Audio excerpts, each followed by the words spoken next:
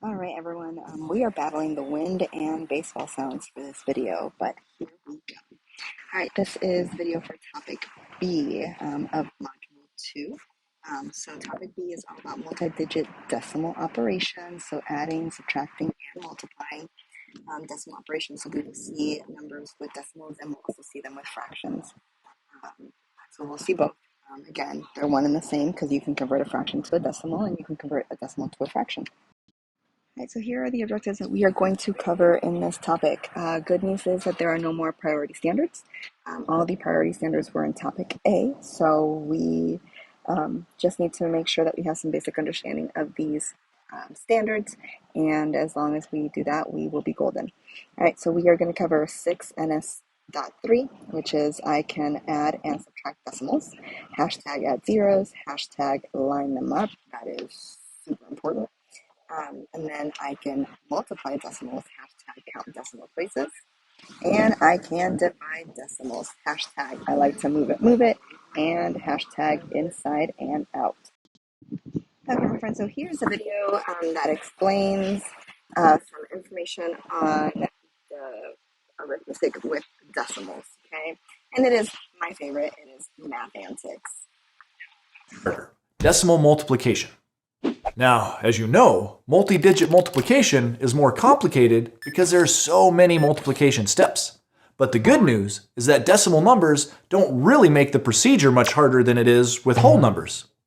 That's because there's a clever way that we can make decimal multiplication look exactly like the multi-digit multiplication with whole numbers that you already know how to do. The key is to pretend that the decimal points are not really there. Hold on a minute. I mean, I like pretending as much as you do, but if we just pretend that the decimal points aren't even there, we aren't going to get the right answer, are we? Well, no, but the only thing that will be wrong with the answer is that the decimal point won't be in the right spot. So we'll need to fix that at the end. I know it sounds a little confusing, so here's an example that should help you understand. I knew you would say that. Let's say that you need to multiply 3.65 by 2.4. Now that seems a little tricky. Quick pet peeve of mine. Okay, if we're going to be talking about decimals, we're going to say decimals properly. So it's not 3.65 times 2.4. It's 3 and 65 hundredths times 2 and 4 tenths. Those units will help you when it comes to multiplying and figuring out where to place a decimal at the end if we're going to pretend that those decimals aren't there. All right, back to your regularly scheduled programming. But what if we just pretend that the decimal points are not there for now? In other words, what if we pretended that the numbers were 365 and 24? You already know how to do that problem. You would just follow the procedure that we learned in multi-digit multiplication, part 2, and you'd get the answer 8,760. But that's the answer to 365 times 24, not 3.65 times 2.4. So it's time to stop pretending. To get the correct answer for the decimal problem, we've got to understand what's going on with those decimal points and why we just pretended they weren't there. The truth is, when we pretended that the decimal points weren't there, what we were really doing is pretending that they had been shifted until both of our numbers became whole numbers. Remember, the numbers 365 and 24 technically do have decimal points. They're right there next to the ones place.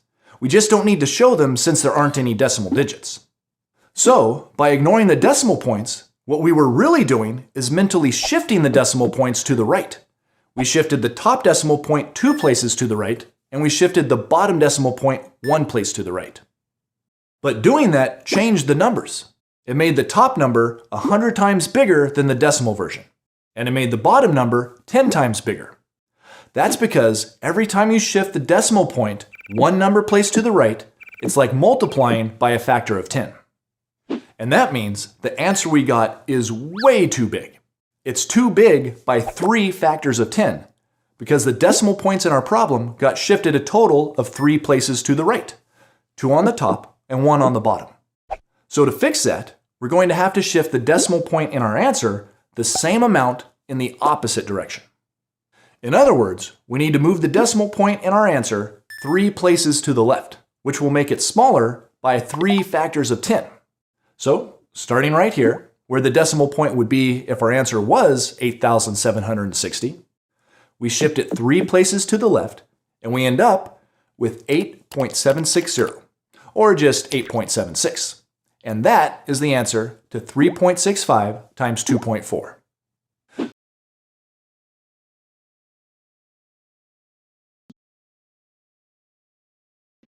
Okay, I don't remember this video because I picked it a long time ago and I'm making this video now, but another quick way to figure out if your answer was too big, like if we had forgotten to shift the decimals, would have been to estimate. And so with estimating, we could have estimated our 3 and 6500ths to 4 and our 2 and 4/10 to 2. And so 4 times 2 is 8.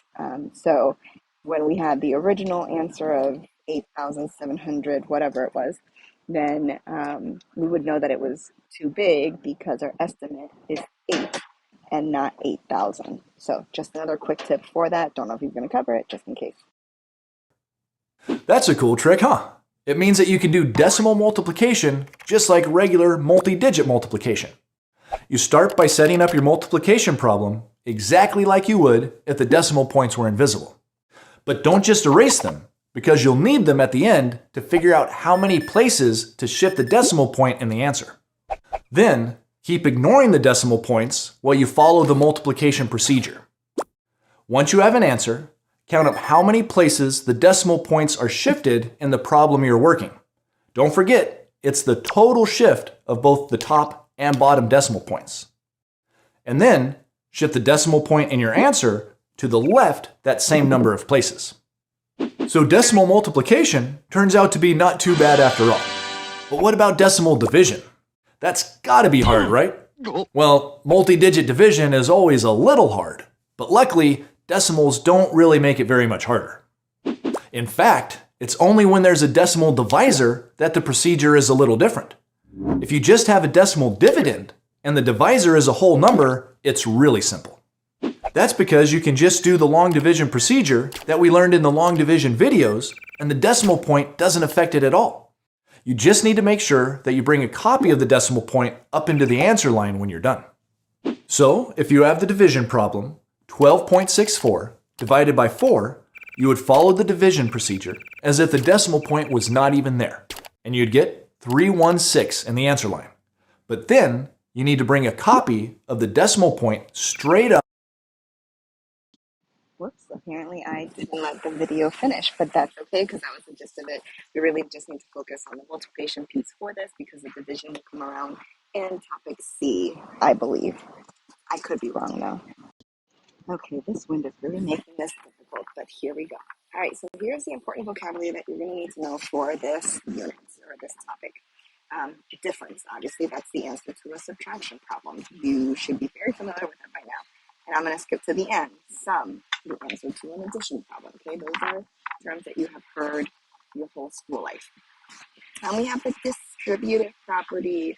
I know we talked about the distributive property a little bit last year in 5th grade, but this has some good examples, and we'll see that a lot for this unit, for this topic, and we will also see it a lot for Module 4 when we start working with equations. So the distributive property allows the numbers in a multiplication problem to be broken down into partial products, so partial answers, to make the mental math simpler. The partial products can then be combined to find the end product, the answer to the original multiplication problem. For example, consider the problem 6 times 27. So the number 27 can be broken down into 20 plus 7. So 6 times 27, you can write down as 6 times 20 plus 6 times 7. So you would have 120 plus 42, which would be 162. Breaking it down in those smaller chunks is easier to kind of do on top of it quicker and more effectively. All right, so we have factors. Factor is a number that are multiplied together to get another number. So 2 and 3 are factors of 6 because 2 times 3 is 6. 4 and 5 are factors of 20 because 4 and 5 are 20. You need to be very familiar with this term because at the end of this topic, we will be going over least common multiple and greatest common factor. You guys a lot of times get confused between the factors and the multiples. So keep in mind of what a factor is versus what a multiple is. So the multiples would be your answers to a multiplication problem, like the products. So 6 is a multiple of 2 and it's a multiple of 3. All right, next word is partial product. So partial product is the results when you decompose, so when you break down the factors in a multiplication problem, kind of like how it showed up here in the distributive property. Partial products would be 120 and 42, okay? So this continues on saying the factors in a multiplication problem according to the place value and multiply them. For example, 64 times 27, 60 times 20, plus 60 times 7, plus 4 times 20, plus 4 times 7. And so the partial products would be 1,200, 420, 80, and 28. Okay? Same thing up here. It's just a simpler problem. And then the product, the answer to multiplication problem, if you've been hearing the word product since third grade. All right, and then we have the standard algorithm. It is the step-by-step procedures used to solve a particular type of problem.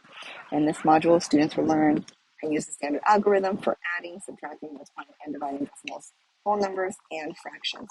You guys, the standard algorithm is what you know to do. So if we are multiplying 27 times 6, this is your standard algorithm. When you do this is the standard algorithm. That is the typical way for you to solve a problem, okay? When we adding it like this, that is the standard algorithm. Subtracting, this is the standard algorithm, okay? There are other strategies and other ways to do these problems that wouldn't consider the standard algorithm. But when we talk about the standard algorithm, we're considering this typical way. It is just knowing the steps and following step by step. Okay, for this topic, we're going to have two sample problems because this topic does range in a few different things. So here is our first sample problem. It says, after Ariana completed some work, she still had 78 and 2100 pictures to paint. If she completes 34 and 23/25 more pictures, how many pictures will Ariana still have left to paint? That is a wordy problem, okay? In my brain, it makes sense for me to draw this out. Oh, look at that, a model. It doesn't say use a model, but in my brain, that's what makes sense. So I'm going to use a tape diagram to help me do this. Okay, so Ariana completed some work. We don't know what the amount of work was, but she completed some. Okay, so there was the work that she completed. If she completes 34, no, she still had 78 and 2100 pictures to paint. So this is going to be how much she still has to paint. She completes 34 and 25th. That is not 25th. How many pictures does she still have to paint? So this is what she completes, and this is what she has left to paint. So this model shows us that we have to subtract. So we're doing 78 and 2100 minus 34 and 23/25. First thing I'm going to do is I'm going to estimate. 78 and 2100s is far away from a whole, so that will round to 78. 34 and 23/25 is close to a whole, so it's going to round up to 35. So my actual answer is going to be around 43. And there's going to be two different ways to solve this, and I'll be very honest. I don't remember what the book says. I don't have it in front of me. Obviously, I'm at a baseball game. So we can either solve it as a fraction or we can solve it as decimals. I'm going to assume since this module is about, or this topic is about decimals, they're going to want us to change it to decimals. But I'll show you both ways, okay? So as a fraction, we need common denominators. So this stays 100. 25 to get to 100, I need 4. So I'm going to multiply this by 4. That is 12. And that's 9. Okay, so 9200s, 2100s. Okay, we have to regroup. We have 2100s minus 9200s. We can't do that. So this turns into 77 and 100 and 2100s minus 34 and 9200s. Okay, 121 minus 92 is 2900s, I believe, hopefully. And 77 minus 34 is 43. So we have 43 and 2900s. And if we check it against our estimate of 43, I say that is a pretty close number. So I'm pretty comfortable with that as long as I did the math right. If they wanted us to switch this into decimals, the 78 and 2100ths is easy. 34 and 23/25ths. We would still have to convert that either into tenths, hundreds, thousands, so we could do it. Thankfully, we just did it for our fractions, so we're doing minus 34 and 92, and I tried to just write it as a fraction again. 34 and 92 hundredths. So then we can flip this over so we can do our standard algorithm. Okay, this is 11, 9, 11, 2, that's 7, so that's 3, and that's 4. All right, same answer. One's decimal form, one is in fraction form. Two different ways to solve our original problem, either fractions or decimals. Again, since this is focusing on decimals, we're going to turn them into decimals for now. Okay, and this is sample problem number 2. Use partial products and the distributive property to calculate the product. So this has to do with the vocabulary terms that were at the very beginning, okay? We have 200 times 32 and 6/10. Look at me using proper terminology for our decimals. Okay, so partial products would be 200 times 32 plus 200 times 6/10. Now, here's the thing. We could even take this down even more because we could do 200 times 30 plus 200 times 2 plus 200 times 6/10. Okay, we could do that, but because we are multiplying 200 times 32, that is something that you could easily do in your head. If you cannot do that easily in your head, because again, this is going to help us with mental math. If you can't do that easily in your head, then it's okay to go the extra step. I don't know what I just did. Let's do this out.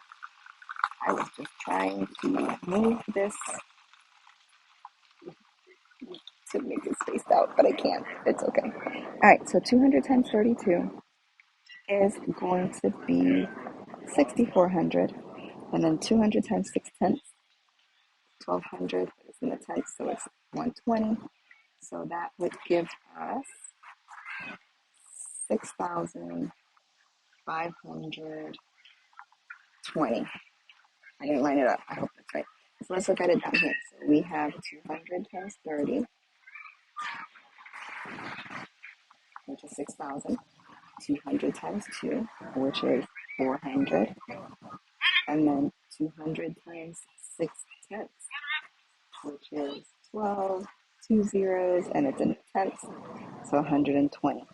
So 6,000 plus 400 plus 120. Oh, hey, I lined it up correctly in my head.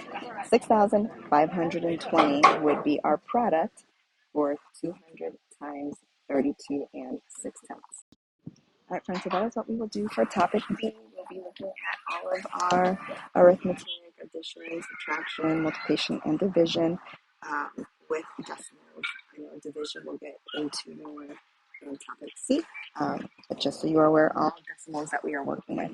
All right, I'll see you in class.